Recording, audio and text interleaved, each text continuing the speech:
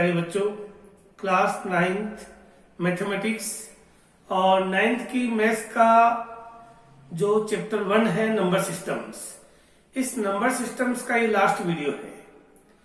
पिछले वीडियो में हमने एनसीईआरटी से बाहर कुछ एडिशनल क्वेश्चंस की स्टडी की थी जो आपके लिए बहुत ही इंपॉर्टेंट थे।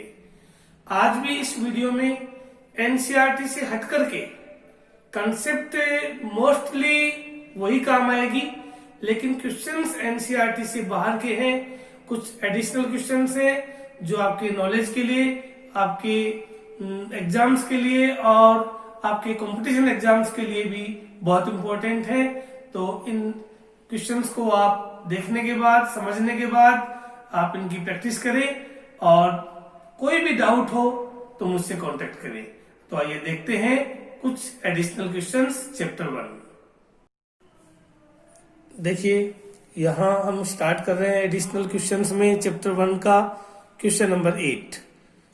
Show that x power p power q minus r upon x power q whole power p minus r divide by x power q upon x power p whole power r equal to 1। यानी इसकी LHS और RHS को हमें equal show करना है। हम start करते हैं सबसे पहले LHS को हमने एज इट इज लिख लिया। एज इट इज लिखने के बाद सबसे पहले जो डिवाइड का साइन है, इस डिवाइड के साइन को मल्टीप्लाई के साइन में कन्वर्ट कर देंगे। आप सब जानते भी होंगे कि जब डिवाइड के साइन को मल्टीप्लाई के साइन में कन्वर्ट करते हैं तो डिवाइड के बाद में जो डिजिट्स हैं वो रेसिप्रोकल हो जाते हैं। तो हमने इनका रेसिप्रोकल कर दिया, इसको उल्टा कर दिया और होल पावर सेम रह जाएगी। अब इसके बाद हम देखिए क्या करेंगे, इस p को q माइनस आर से मल्टीप्लाई और इस q को p माइनस आर से मल्टीप्लाई। तो p को q से इंटू किया, P Q minus P R हो जाएगी और यहां हो जाएगा ये QP माइनस क्यू आर हो जाएगा। एज इट इज मैंने ऐसे ही लिखा है, into x power P R upon x power Q R, ये रह गया। अब यहां आप देखिए कि यहां भी बेस x है, यहां भी बेस x है, मल्टीप्लाई का केस है। तो मल्टीप्लाई के केस में अगर बेस सेम होता है तो पावर ऐड हो जाती है। तो हम यहाँ पर x को एक जगह लिख दिया और P Q minus Q R plus P R और अपॉन x को यहाँ एक जगह लिख दिया और Q P minus Q R plus Q R, क्योंकि बेस सेम है पावर को ऐड कर दिया सबको। अब ध्यान देना, माइनस का पी आर ये प्लस का पी आर दोनों कैंसिल हो जाएगी। तो ऊपर क्या बचा, x power P Q upon यहाँ माइनस का क्यू आर प्लस का क्यू आर दोनों कैंसिल हो जाएंगे। क्या बचा, x पावर क्यू पी। अब इसमें हम यहाँ पर डिवाइड का केस है, देखो अपोन का मतलब होता है डिवाइड। तो डिवाइड में ये पावर जो होगी वो ऊपर आकर के माइनस हो जाएगी। क्यों? क्योंकि बेस सेम है, बेस x है दोनों का। तो डिवाइड के केस, मल्टीप्लाई के केस में पावर ऐड होती है और डिवाइड के केस में पावर माइनस हो जाती है। तो ये जो QP है ऊपर आकर के माइनस हो जाएगी। QP को आप PQ भी लिख सकते हो, कोई दिक्कत नहीं है। अब x power PQ minus PQ, PQ में से PQ गया तो क्या बचेगा, 0। तो यहाँ बच गई x पावर 0 और किसी की भी पावर 0 होती है उसकी वैल्यू होती है 1। तो इस प्रकार से ये हमारा फर्स्ट क्वेश्चन हो गया, 1 हो गया। 1 ही हमारी RHS है और यहाँ हम लिख सकते हैं LHS इक्वल टू RHS। अब इसके बाद हमारा अगला क्वेश्चन है क्वेश्चन नंबर 9। क्वेश्चन नंबर 9 देखिए क्या है, x की वैल्यू गिवन है 3 प्लस 2 रूट 2 और हमें ये चेक करना है कि x प्लस 1 अपॉन एक्स की वैल्यू रेशनल होगी या इरेशनल होगी, ये हमें चेक करना है। तो देखिए ये x की वैल्यू है, इसी x की वैल्यू से हम 1 अपॉन एक्स की वैल्यू और निकाल लेते हैं। तो 1 upon x equal to 1 upon 3 plus 2 root 2। अब डिनोमिनेटर में रूट है तो इसको पहले रेशनलाइज कर देते हैं। तो 3 प्लस 2 रूट 2 रेशनलाइज करने के लिए इस प्लस की जगह माइनस वाले नंबर से मल्टीप्लाई और माइनस वाले नंबर से ही डिवाइड। तो यहाँ पर 3 माइनस 2 रूट 2 से मल्टीप्लाई और 3 माइनस 2 रूट 3 से डिवाइड। तो क्या करेंगे, इसको जब 1 से इंटू किया तो ऊपर 3 माइनस 2 रूट 2 हो गया और 3 प्लस 2 रूट 2 को 3 माइनस 2 रूट 2 से मल्टीप्लाई किया तो a plus B into A minus B equal to क्या होता है, a square minus B square. तो वो आइडेंटिटी फॉलो करते हुए हमने लिख दिया 3 स्क्वायर माइनस 2 रूट 2 का whole square equal to, numerator को एज इट इज लिख दिया और डिनोमिनेटर देखिए 3 का स्क्वायर 9 और माइनस 2√2 का स्क्वायर हो गया 8 और इक्वल टू अब 3 माइनस 2√2 अपॉन 9 में से 8 गया तो 1 बचा और अपॉन 1 का कोई मतलब नहीं होता है, तो ये न्यूमरेटर एज इट इज लिख दिया। अब हमारे पास क्वेश्चन क्या कह रहा था कि हमें चेक करना है x प्लस 1/x को, x प्लस 1/x को, तो हम यहाँ x प्लस 1/x में वैल्यू पुट कर देंगे। यहाँ देखिए x प्लस 1/x, x की जगह क्वेश्चन में वैल्यू गिवन थी वो लिख दी, प्लस 1/x की वैल्यू, 1/x की वैल्यू अभी भी हमारे पास आई है 3 माइनस 2√2, ये 1/x की वैल्यू आ गई, तो ये प्लस 1/x की वैल्यू पुट कर दी। अब इसमें देखिए, अब 2√2 प्लस का और 2√2 माइनस का ये कैंसिल हो गया, तो क्या बचा, प्लस का 3 और प्लस का 3 कितना हो गया 6, यानी x प्लस 1/x की वैल्यू 6 आ गई, और 6 क्या होता है रेशनल, इसका मतलब हुआ x प्लस 1/x की जो वैल्यू होगी वो रेशनल वैल्यू होगी। इसी प्रकार से अगला क्वेश्चन देखिए, बहुत इंपॉर्टेंट क्वेश्चन है आपके एग्जाम के लिए, ध्यान से देखना, ध्यान से सुनना और ध्यान से समझना। If A and B are rational, कि ए और बी दोनों ही कोई रेशनल नंबर हैं, और 4 प्लस 3√5 अपॉन 4 माइनस 3√5 की वैल्यू a प्लस b√5 है, तो a और b की वैल्यू क्या होगी ये हमें फाइंड करना है। देखिए ऐसे क्वेश्चंस में क्या है कि पहले LHS को पूरा रेशनलाइज करके सॉल्व कर लेते हैं, और जो फाइनल वैल्यू आए उस फाइनल वैल्यू को राइट हैंड RHS के इक्वल करके फिर कंपेयर करते हैं। तो सबसे पहले हम LHS सॉल्व कर रहे हैं, LHS को पहले रेशनलाइज करेंगे। यहाँ देखिए डिनोमिनेटर में माइनस का साइन है, तो प्लस वाले साइन से मल्टीप्लाई और प्लस वाले साइन से ही डिवाइड करते हैं।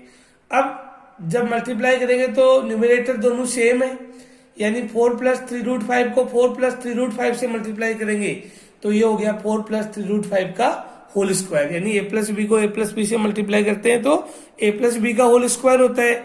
सेम उसी आइडेंटिटी के हिसाब से हमने होल स्क्वायर कर दिया। अपॉन यहाँ मान लीजिए a माइनस बी को a प्लस बी से इंटू करना है तो a square minus B square होता है।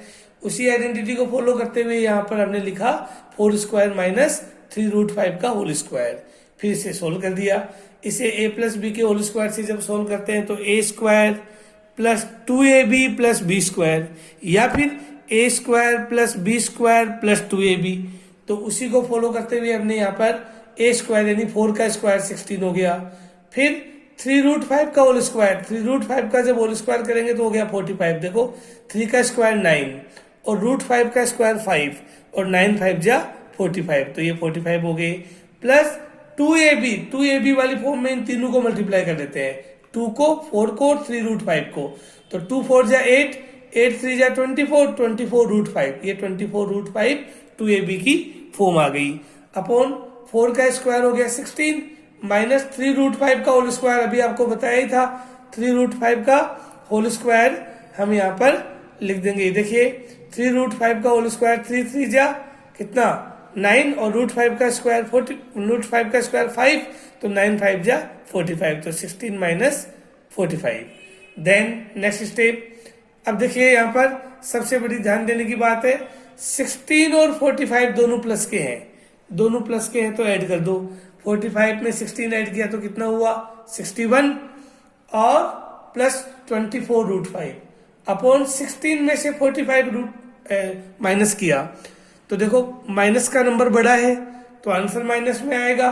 तो 45 में से 16 को माइनस करके 29 बचा, लेकिन 45 माइनस का है, माइनस का बड़ा है, इसलिए आंसर के साथ माइनस का नंबर लगा दिया, -29 इक्वल टू। अब हमारे पास देखिए ये जो 29 होता है माइनस का, इसका मतलब होता है ये दोनों के नीचे है। जैसे मैं कहूँ 3 + 5 अपॉन 7, तो इस 7 का मतलब होता है कि वो 3 के नीचे भी है और 5 के नीचे भी है। तो यहाँ माइनस के 29 है वो 61 के नीचे भी है और 24√5 के नीचे भी है, तो हमने इनके दोनों के नीचे लिख दिया। देखिए दोनों के नीचे दो टर्म बना ली, मतलब इसकी, क्योंकि हमारी राइट हैंड में भी डबल टर्म्स है इसलिए, तो हमने दो टर्म बना ली। अब हम इन दोनों साइड को कंपेयर करेंगे तो इसकी फर्स्ट टर्म इसकी फर्स्ट टर्म के इक्वल हो गई और इसकी सेकंड टर्म इसकी सेकंड टर्म के इक्वल हो गई। ये हमारा LHS है। और ये हमारी RHS है। तो LHS की फर्स्ट टर्म और RHS की फर्स्ट टर्म इक्वल हो गई, यानी A इक्वल टू -61/29, ये एक ही वैल्यू हो गई। और उसी प्रकार से इसकी सेकंड टर्म और इसकी सेकंड टर्म इक्वल होगी। जब इसकी सेकंड टर्म और इसकी सेकंड टर्म इक्वल है तो √5 से √5 कैंसिल हो जाएगा, बचा क्या, B की वैल्यू -24/29। इस प्रकार से हमारे पास A और B दोनों की वैल्यू आ गई। A की वैल्यू आ गई -61/29 और B की वैल्यू आ गई -24/29। नेक्स्ट क्वेश्चन भी अच्छा क्वेश्चन है, ऐसा ही है, मिलता जुलता ही है इससे। तो यहाँ पर देखिए LHS 2 टर्म में है, उस क्वेश्चन में LHS 1 टर्म में थी, यहाँ LHS डबल टर्म में। जैसे जैसे आगे बढ़ रहे हैं क्वेश्चन का लेवल थोड़ा थोड़ा बढ़ता जा रहा है, और आप ध्यान से सुने और ध्यान से समझे, आपके नॉलेज के लिए, कंपटीशन एग्जाम्स के लिए और आपके स्कूल एग्जाम के लिए ये बहुत इंपॉर्टेंट क्वेश्चंस हैं। तो देखिए सबसे पहले हम LHS सॉल्व करेंगे। LHS में 2 टर्म है, इसलिए डायरेक्ट रेशनलाइज करने की जरूरत नहीं है, पहले इनका LCM ले लो। तो LCM लिया तो देखिए यहाँ माइनस का साइन है, यहाँ प्लस का साइन है, तो दोनों ही ये टर्म LCM में आ गई, यानी 2√5 -√3 इंटू 2√5 + √3, ये दोनों ही LCM में आ गई मल्टीप्लाई में। अब इस LCM को हमने इससे डिवाइड किया, माइनस वाली से। तो देखिए जब आप इसको माइनस वाली से डिवाइड करोगे तो माइनस वाली कैंसिल हो जाएगी, बची प्लस वाली। प्लस वाली को प्लस वाली से इंटू किया तो होल स्क्वायर हो गया प्लस वाली का, फिर आगे साइन है प्लस का। ऐसे ही इस LCM को डिवाइड किया प्लस वाली से, तो प्लस वाली से प्लस वाली कैंसिल हो गई, बची माइनस वाली। इस माइनस वाली को ऊपर माइनस वाली से मल्टीप्लाई किया तो माइनस वाली का होल स्क्वायर हो गया। अब आगे आप ध्यान दीजिए, अब आप ये जो प्लस वाली जो डिजिट्स है, प्लस वाली जो नंबर है 2√5 + √3 का होल स्क्वायर, इसको A + B के होल स्क्वायर से ओपन कर लेंगे। जब आप A + B के होल स्क्वायर से ओपन करेंगे तो वही A² यानी 2√5 का होल स्क्वायर। 2√5 का होल स्क्वायर करोगे तो देखो 2 का स्क्वायर 4 और √5 का स्क्वायर 5, 4 5 जा 20, तो पहले हो गया 20। उसके बाद में प्लस √3 का स्क्वायर, √3 का होल स्क्वायर करोगे तो 3 हो गया। और उसके बाद में 2AB वाली फॉर्म मैंने पिछले क्वेश्चन में भी बताई थी कि 2AB वाली फॉर्म में इन तीनों को मल्टीप्लाई कर दिया करो, 2 को फर्स्ट टर्म से और सेकंड टर्म से, तो 2 2 जा 4 और √5 को √3 से किया तो √15, तो 2AB की फॉर्म में क्या आ गया 4√15। ये हो गया A + B का whole square, A² + B² + 2AB। ऐसे ही हमने नेक्स्ट को भी A - B के होल स्क्वायर से ओपन कर दिया नेक्स्ट को, तो 2√5 का होल स्क्वायर वही 20, फिर A² + B² में तो यहाँ हो गया +3 और -2AB। देखो A - B का होल स्क्वायर होता है A² + B² - 2AB, तो -2AB की फॉर्म में हमारे पास 4√15 अभी बताया ही था, पहले आ गया अपॉन। अब ये है A - B into A + B, तो A - B को A + B से इंटू किया तो A² - B², तो 2√5 का स्क्वायर हो गया 20 माइनस √3 का स्क्वायर हो गया 3। अब इसको सोल्व किया तो देखिए +4√15 और -4√15 ये दोनों कैंसिल हो गए। यहाँ हुआ 20 और 3 23 और यहाँ भी 23, दोनों ही प्लस के हैं तो ऐड कर देंगे 23 और 23 46 अपॉन 20 में से 3 गया तो 17। ये हमारी LHS हुई। LHS को हमने सोल्व कर दिया। अब इसमें तो LHS को 2 टर्म में लिखने का कोई मतलब ही नहीं है, तो सिंगल टर्म ही आई है, दूसरी आ ही नहीं सकता, तो सेकंड टर्म को हम 0 लिख सकते हैं। यानी RHS यहाँ डबल टर्म में है तो LHS को भी हमने 2 टर्म में लिख दिया +0 करके, इक्वल टू ये A + √15B क्वेश्चन में गिवन था ही। अब यहाँ पर दोनों को कंपेयर करेंगे। जब कंपेयरिंग बोथ साइड करेंगे तो इसकी फर्स्ट टर्म इसकी फर्स्ट टर्म के इक्वल, LHS की फर्स्ट टर्म और RHS की फर्स्ट टर्म को इक्वल कर दीजिए, यानी जो इसकी फर्स्ट टर्म है A वो इसकी फर्स्ट टर्म के इक्वल होगी, यानी A = 46/17। और इसकी सेकंड टर्म इसकी सेकंड टर्म यानी 0 के इक्वल, तो यानी √15B = हो गया 0, तो B हमें तो चाहिए B की वैल्यू, तो B = हो गया 0/√15 और 0 को किसी भी नंबर से डिवाइड करो 0 ही होता है, तो B की वैल्यू क्या आ गई 0, यानी A की वैल्यू आ गई 46/17 और B की वैल्यू आ गई 0। इस प्रकार से ऐसे क्वेश्चंस को हम सॉल्व करते हैं। नेक्स्ट क्वेश्चन है 12। A = ये A की वैल्यू गिवन है, ध्यान देना, देखो बहुत इंपॉर्टेंट क्वेश्चन है आपके नॉलेज के लिए। ए की वैल्यू गिवन है और हमें इसकी वैल्यू फाइंड करनी है, 3y² minus 4xa plus 3y की वैल्यू फाइंड करनी है। अब इसको सॉल्व करते हैं। तो इसको सॉल्व करने के लिए सबसे पहले ए की वैल्यू जो गिवन थी वो हम नोट कर लेते हैं। ये ए की वैल्यू गिवन थी, हमने नोट कर लिया। ये पूरी एक ही टर्म है क्योंकि अपोन का साइन है। देखो अपोन का साइन यहाँ से स्टार्ट हुआ है यहाँ तक है, तो पूरी ये एक ही टर्म मान लो। अब इस एक टर्म है तो एक टर्म में कोई एलसीएम का केस तो कुछ बनता नहीं है, तो यहां हम इसको रेशनलाइज करेंगे। रेशनलाइज करेंगे तो जो नीचे डिनोमिनेटर में जो दो टर्म है उसके बीच में माइनस का साइन है। आपको पता है रेशनलाइज करते हैं तो इस साइन को चेंज कर देते हैं। माइनस का साइन है तो यहाँ प्लस वाले साइन से मल्टीप्लाई और प्लस वाले साइन से ही डिवाइड कर देते हैं। ये तो हुई इसकी सबसे पहली स्टेप, पहला काम हुआ। इसको रेशनलाइज करने के लिए इस माइनस का साइन को कन्वर्ट किया प्लस के साइन में और हमने √2x plus 3y plus √2x minus 3y से मल्टीप्लाई और इसी से हमने डिवाइड कर दिया। अब next step a equal to, अब a इक्वल टू, अब आप ऊपर देखिए ध्यान से, इनटू का साइन है, ये इसका न्यूमरेटर ये इसका न्यूमरेटर। इनटू में हम जानते हैं कि न्यूमरेटर को न्यूमरेटर से मल्टीप्लाई करते हैं, तो जब न्यूमरेटर को न्यूमरेटर से मल्टीप्लाई करते हैं दोनों बिल्कुल सेम चीज है, तो हम यहाँ पर क्या करेंगे, इनका होल स्क्वायर कर देंगे। देखिए आप भी जानते हो a प्लस बी को a प्लस बी से मल्टीप्लाई करते हैं तो a प्लस बी का होल स्क्वायर होता है। वही चीज है यहाँ पर, ये a प्लस बी है, ये भी a प्लस बी है एक तरीके से, तो a प्लस बी को a प्लस बी से मल्टीप्लाई किया तो a प्लस बी का होल स्क्वायर कर दिया, पूरे का होल स्क्वायर कर दिया। फिर अपॉन, अब यहाँ पर है ये a माइनस बी और ये हो गया a प्लस बी, तो a माइनस बी को a प्लस बी से इंटू करते हैं तो a square minus B square, same वही टर्म लिख दिया हमने, a square minus B square. ये हमारे पास a है, ये हमारे पास b है, तो a square minus B square की फॉर्म में हमने इसको लिख दिया।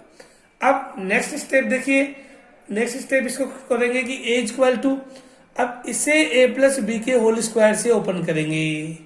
तो जब a प्लस बी के होल स्क्वायर से ओपन करेंगे तो ध्यान देना ये a है ये b है, तो पहले a स्क्वायर यानी इसका स्क्वायर प्लस b स्क्वायर यानी इसका स्क्वायर प्लस 2ab यानी 2 इंटू a इंटू बी, ये a है और ये b है तो 2 into a into b upon, यहां पर जब आप इसका होल स्क्वायर ओपन करोगे तो आप सब जानते हो, पहले की क्लास में आपने पढ़ा भी होगा कि स्क्वायर और रूट एक साथ अगर होते हैं तो दोनों कैंसिल हो जाते हैं।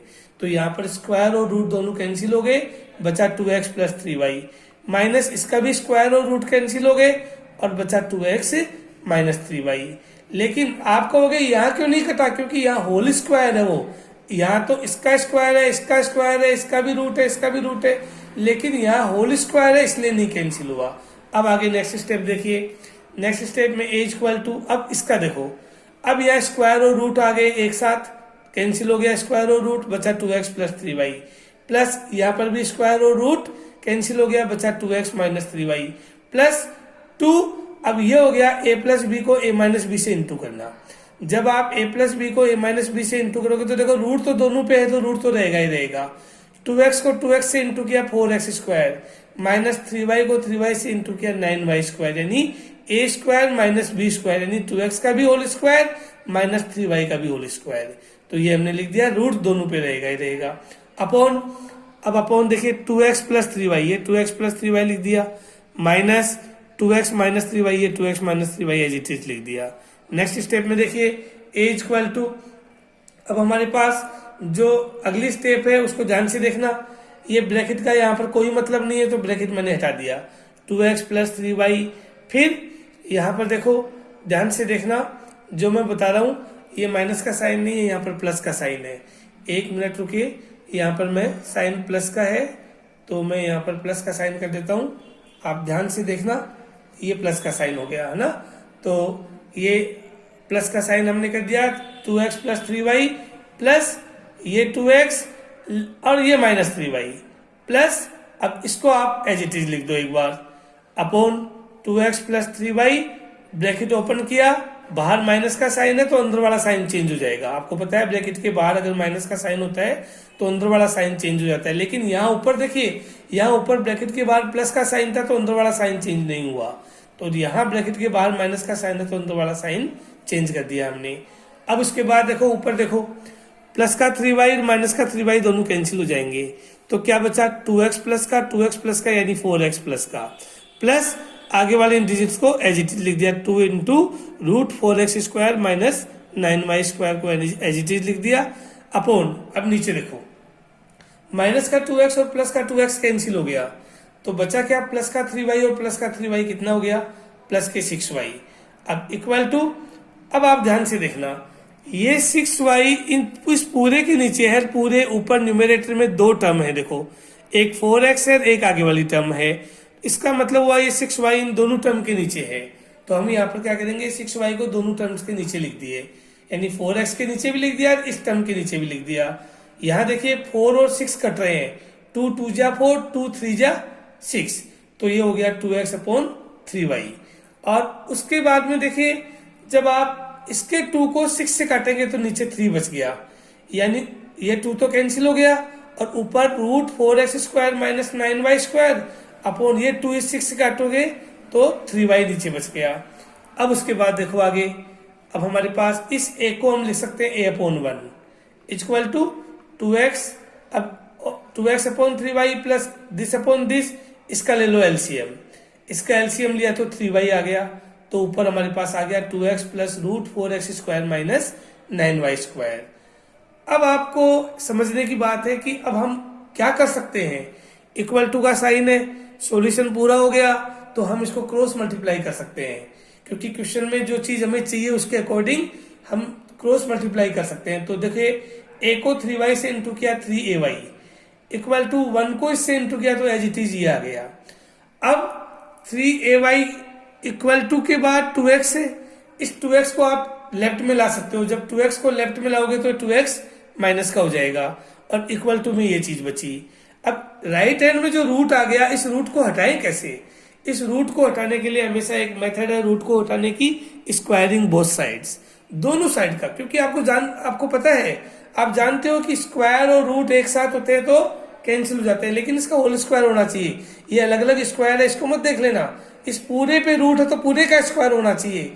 अब इसको रूट और स्क्वायर को काटने के लिए स्क्वायर इधर अकेले के तो कर नहीं सकते, करेंगे तो दोनों साइड के करेंगे, यानी पूरे की स्क्वायरिंग करेंगे। तो हम देखिए 3ay माइनस 2x का होल स्क्वायर कर दिया और इसका भी पूरे का होल स्क्वायर कर दिया। जब भी स्क्वायरिंग बोथ साइड करते हैं तो हमेशा होल स्क्वायर करते हैं, चाहे वो LHS हो चाहे RHS हो। तो अब यहाँ इसका होल स्क्वायर को a माइनस बी के होल स्क्वायर से ओपन किया हमने, तो a माइनस बी के होल स्क्वायर से ओपन किया तो a square plus b square minus 2ab, इस फॉर्म में हमने लिख दिया इक्वल टू ये होल स्क्वायर और रूट हमें कैंसिल हो गए, तो यहाँ पर देखिए रूट होल स्क्वायर और ये रूट और होल स्क्वायर दोनों कैंसिल हो गए तो बचा 4x square minus 9y square. अब आगे देखिए 9a स्क्वायर y स्क्वायर लिख दिया प्लस, अब यहाँ पर ध्यान देने की बात है कि ये इधर भी प्लस का 4x स्क्वायर और राइट हैंड में भी प्लस का 4x स्क्वायर, जब दोनों साइड में सेम साइन की कोई टर्म हो तो वो कैंसिल हो जाती है। ऐसा क्यों, क्योंकि अगर इस 4x स्क्वायर को आप लेफ्ट में लाओगे तो माइनस का हो जाएगा, ये प्लस का है तो वैसे ही कैंसिल हो जाएगा, इसलिए 4x स्क्वायर को इस 4x स्क्वायर से हमने कैंसिल कर दिया और इस माइनस 9y स्क्वायर को हम लेफ्ट में ले आए। जब माइनस 9y स्क्वायर को लेफ्ट में लाए तो ये प्लस की हो गई और माइनस के 12 एज इट इज लिख दिया इक्वल टू, अब ये कैंसिल हो गया, ये हम लेफ्ट में ले आए तो राइट हैंड में कुछ भी नहीं बचा, तो राइट हैंड में हो गया 0।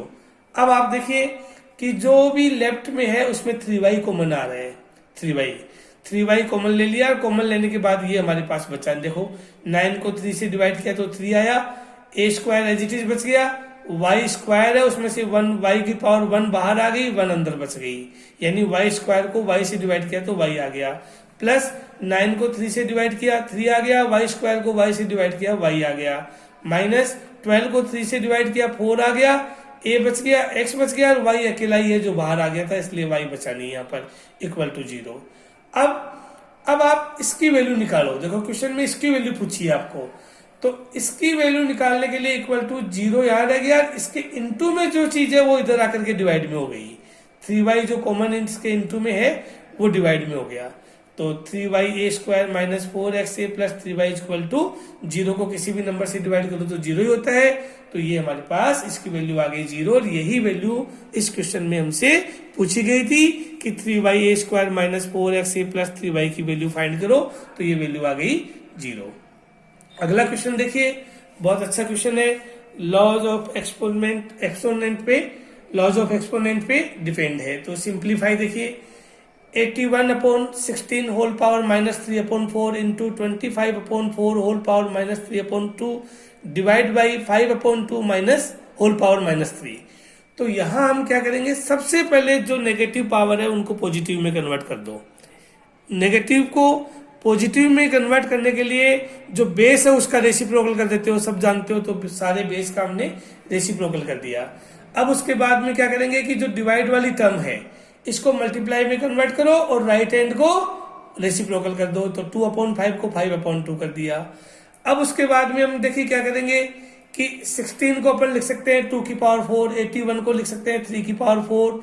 ऐसे ही हमने इनकी पावर्स को जैसे पहले बता रखा है उसी अकॉर्डिंग हमने कन्वर्ट कर दिया। ये कन्वर्ट करने के बाद में देखिए पावर से पावर कैंसिल होगी, 4 से 4, 2 से 2 ये कैंसिल होगी। कैंसिल होने के बाद ये चीज हमारे पास, ये स्टेप हमारे पास बची और अब हमने इस स्टेप को सोल्व कर दिया। यानी ये पावर 3 जो है वो 2 की पावर भी है, 3 की पावर भी है, तो 8/27 इंटू ये 3 जो पावर है वो 2 की पावर भी है, 5 की पावर भी है, तो इसको सोल्व कर दिया हमने और ऐसे ही हमने इसको सोल्व कर दिया। अब आगे देखिए 125 से 125 कैंसिल हो गया, 8 से 8 कैंसिल हो गया, बचा क्या 8/27 और ये 8/27 इसका आंसर हो गया। अब एक लास्ट क्वेश्चन मैं आपको और बताना चाह रहा हूं कि अगर डिनोमिनेटर में 3 टर्म आ जाए उनको रेशनलाइज करना हो तो किस तरीके से करते हैं। देखिए ऐसे केस में हम क्या करते हैं, पहले वाली 2 टर्म को या आगे वाली 2 टर्म को एक ब्रैकेट में ले लेते हैं। हो सके तो ऐसा करो कि अगर एक रेशनल और एक इरेशनल हो तो इन दोनों को ले लेना चाहिए, इजी हो जाता है थोड़ा सा। तो 2 + √3 को हमने ब्रैकेट में ले लिया, प्लस √7 को हमने अलग रख लिया। अब एक तरीके से आपके पास 2 टर्म बन गई। अब वही मेथड है जो पहले हमने की है कि यहाँ बीच में प्लस का साइन है, इसको माइनस वाले साइन से मल्टीप्लाई और डिवाइड करेंगे तो ये रेशनलाइज हो जाएगी। अब इसको न्यूमरेटर को न्यूमरेटर से मल्टीप्लाई कर दिया और डिनोमिनेटर को डिनोमिनेटर से मल्टीप्लाई कर दिया, तो डिनोमिनेटर को मल्टीप्लाई किया तो a² - b² वाली फॉर्म हमने अप्लाई कर दी। उसके बाद देखिए न्यूमरेटर को हमने एज इट इज लिख दिया और उसके बाद जो डिनोमिनेटर है a² - b² उसको सोल्व करके लिख दिया, इक्वल टू फिर न्यूमरेटर को एज इट इज लिख दिया और यहाँ पर -7 और +7 कैंसिल हो गया, बचा 4√3 और 4√3 का ये 4 और ऊपर वाला 4 दोनों कैंसिल हो गया। इसीलिए हमने पहले 4 से इसको मल्टीप्लाई नहीं किया था ताकि ये 4 इससे कट जाए। तो ये हमारे पास वैल्यू बची।